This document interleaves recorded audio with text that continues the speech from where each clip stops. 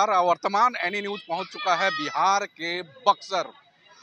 देखिए, बिहार में 40 लोकसभा सीटें हैं, जिसमें 33 नंबर लोकसभा जो सीट है बक्सर लोकसभा सीट काफी अहम है। अहम इसलिए है क्योंकि असम और बिहार का यहाँ मिलन है। क्यों है ये बात, क्यों बता रहा हूँ आपको, क्योंकि यहाँ से असम के तेज तर्रार जाबाज पुलिस अफसर, पूर्व आईपीएस अधिकारी निर्दलीय उम्मीदवार के तौर पर यहाँ से चुनावी मैदान में है।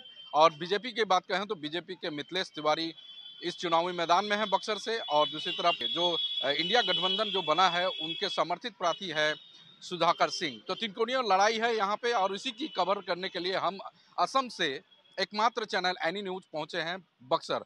कुछ लोगों से बात करने की कोशिश करेंगे, उससे पहले मैं बक्सर की हालात में दिखाने की कोशिश करूंगा। बक्सर मुख्य शहर है और यहीं से कई जगहों पे कनेक्टेड सड़कें भी हैं। और देख सकते हैं यहाँ पे कैसे हाट लगे हुए हैं और लोग यहाँ पे शाम के समय निकल के आते हैं। और वैसे ही कुछ लोग हैं, मैं उनसे जुड़ने की कोशिश करूँगा क्योंकि चुनावी माहौल है यहाँ पे। और हम असम से भी चल के आए यहाँ पे ताकि यहाँ के लोगों की मन की बात कर सकें। नमस्कार आपको, और एनी न्यूज़ में सबसे पहले आपका स्वागत करते हैं। क्या माहौल है बक्सर में, क्या लग रहा है, क्या माहौल चल रहा है? बक्सर का माहौल वैसे तो पूर्व से भाजपा यहाँ से जीतती रही है, लेकिन अभी के समय में भाजपा जो है वो 3 खंड में विभाजित है। क्यों, ऐसा क्यों? वैसा चूँकि पहला तो बाहरी उम्मीदवार बक्सर को नसीबे शुरू से ही ऐसा है कि यहाँ के बाहर के लोग ही यहाँ पर कैप्चर किए रहते हैं। लेकिन अभी जो संसद का भाजपा का टिकट मिला है गोपालगंज छपरा से मिला है, जो यहाँ के मिट्टी से, यहाँ के लोगों से वो मेल खा नहीं रहा है। फर्स्ट बात। दूसरी बात रही, जो भाजपा के हमारे कार्यकर्ता और आरएसएस के कार्यकर्ता हैं वो लोग भी उनसे सेट नहीं खा रहे हैं। 2 जगह में बंटे हुए हैं। पता नहीं पूर्व सांसद चौबे जी थे यहाँ से, जिनका टिकट कटा है, वहाँ से कोई लाइन है, बिहार प्रदेश से लाइन है, या आम जनता के द्वारा कोई लाइन है। अभी भाजपा का वोट जो कुछ भी मिल रहा है आनंद मिश्रा जी को मिल रहा है। लेकिन इस बार की स्थिति भयंकर है। इस बार मोदी लहर नाम का कोई चीज़ नहीं है। सब लोग जागरूक हो गए हैं और किसी भी मतदाता से वोट मांगने का अब ज़रूरत नहीं है। सारे हमारे मतदाता जो हैं उनको पता हो गया है कि हमको वोट किसको देना है। स्थिति सबसे बड़ी यही हो गई है। चलिए, कुछ लोग और हैं, जुड़ने की कोशिश करेंगे। चाचा, आपके पास आ रहे हैं। बक्सर एक ऐतिहासिक जगह है। अगर अयोध्या की बात करें तो प्रभु श्री राम वहाँ जन्म लिए थे। अगर बक्सर की बात करूँ तो प्रभु श्री राम यहाँ पे शिक्षा ग्रहण किए थे। और काफ़ी एक धार्मिक जगह भी जिसे कहा जाए। एक स्तर उठा के देखिए, अगर अयोध्या का देखेंगे उसका स्तर देखिए तो काफ़ी ऊंचा है। काफ़ी अभी राम मंदिर बनने के बाद काफ़ी और बढ़ गया, विश्व विख्यात हो चुका है। लेकिन बक्सर में प्रभु श्री राम ने शिक्षा ग्रहण किया और बक्सर की हालात ऐसी है। इसका कारण क्या समझते हैं आप? आज की जनता बेरोजगारी और महंगाई से त्रस्त है। भाजपा केवल धार्मिक उन्माद बता करके खाली अयोध्या 370, इससे आम जनता को कोई लाभ होने वाला नहीं है। यहाँ देश बेरोजगारी ले जूझ रहा है, इसलिए विकास पर, रोजगार पर, नौकरी पर देश महागठबंधन को वोटिंग करने जा रहा है। ये राम मंदिर कोई मुद्दा नहीं है आम जनता के लिए, ये केवल भाजपा का मुद्दा था। आज वो अब राम जन्मभूमि अयोध्या का नाम नहीं ले रहा है।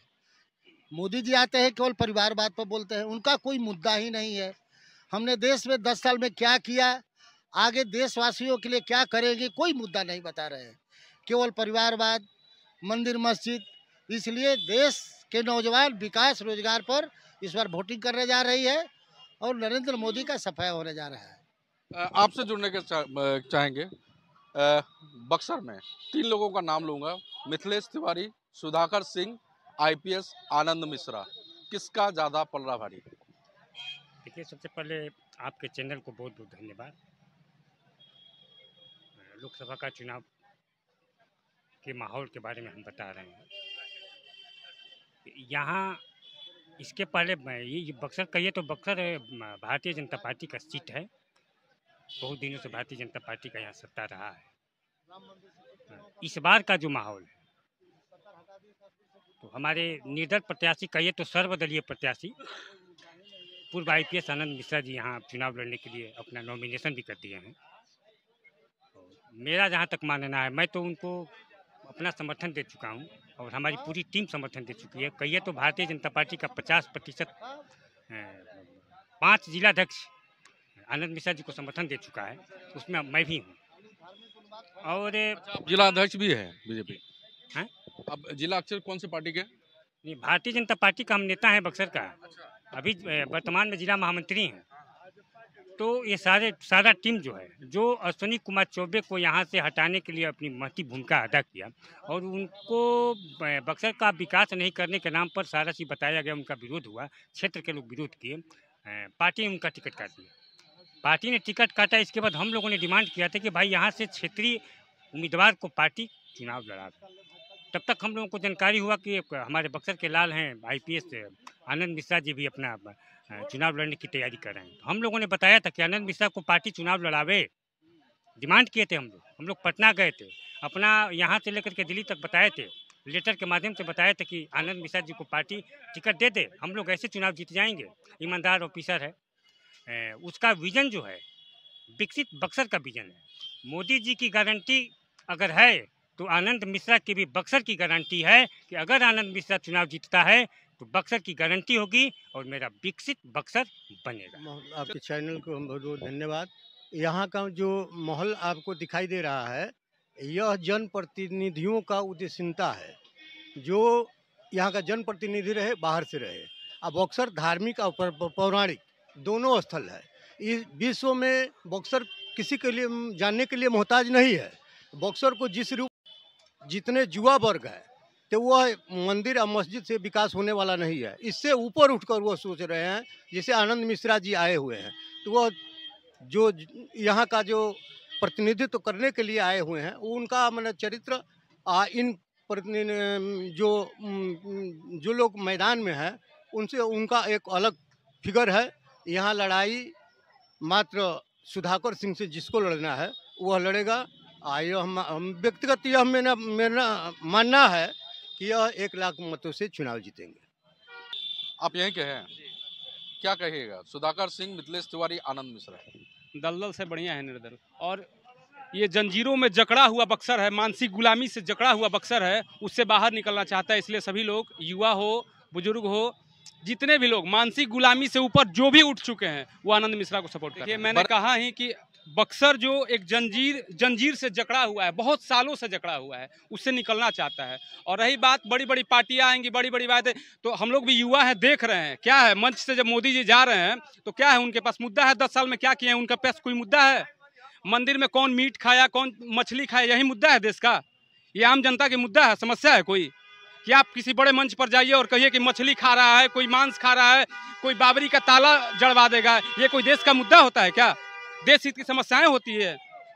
हमें सबसे बड़ा अगर देश में कोई त्रस्त है तो युवा है इस देश का सब। और यही युवा मोदी को मोदी बनाया था, जो आज कह रहे हैं कि 400 पार जाएंगे, लेकिन यही युवा आज के समय में, या आज देख लीजिएगा 5 साल बाद, या इस कुर्सी से उतार देगा। भले कॉलर पकड़ के उतार दे, लेकिन समय आएगा तो मोदी को उतारेगा। एक तरफ बीजेपी कर रही है, अब की बार 400 हो गए पार, तो क्या लगता है आपको एक युवा के तौर पर? वो कहानी की बात है। मोदी लहर था, लेकिन मोदी लहर अब धीरे धीरे कम हो रहा है।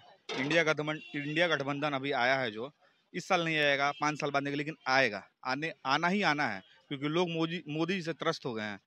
तो इंडिया गठबंधन को हम लोग सपोर्ट कर रहे हैं इस बार। तो ये है बक्सर के लोगों की बातें, मिश्रित बातें हमने सुनने की कोशिश की। कई लोगों ने साफ तौर से जो यहाँ के तेज सर्रार जो असम के रह चुके आनंद मिश्रा के विषय में उन्होंने कहा, जो निर्दलीय उम्मीदवार के तौर पे उतरे हैं, अब की बार हम उन्हें जिता के वो गद्दी पर बैठाएंगे। और कुछ लोगों का मिश्रित कहना भी है, और हम लगातार कोशिश करेंगे कि बक्सर की जनता की आवाज़ जो है वो बिहार के साथ चाहे पूरे भारत तक पहुँचाए। क्योंकि एक तरफ देखा जाए तो अयोध्या को विश्व दरबार तक तक विकसित किया गया है, विश्व दरबार तक उन्हें नाम किया गया है। और दूसरी तरफ जहां प्रभु श्री राम ने शिक्षा ग्रहण किया, उस बक्सर का हालात बेहाल हो चुका है। तो आने वाले दिनों में हम लगातार ये कोशिश करेंगे, लोगों से जानकारी, उनकी बातें लेने की कोशिश करेंगे, क्योंकि 1 जून को यहाँ पे 7वें चरण का मतदान होना है और पूरे भारत में इसका निर्णय जो होगा, वोटों की गिनती होगा, वो 4 जून को होगा। और 4 जून को देखा जाएगा कि आखिरकार बक्सर में इस 33 नंबर बक्सर लोकसभा सीट से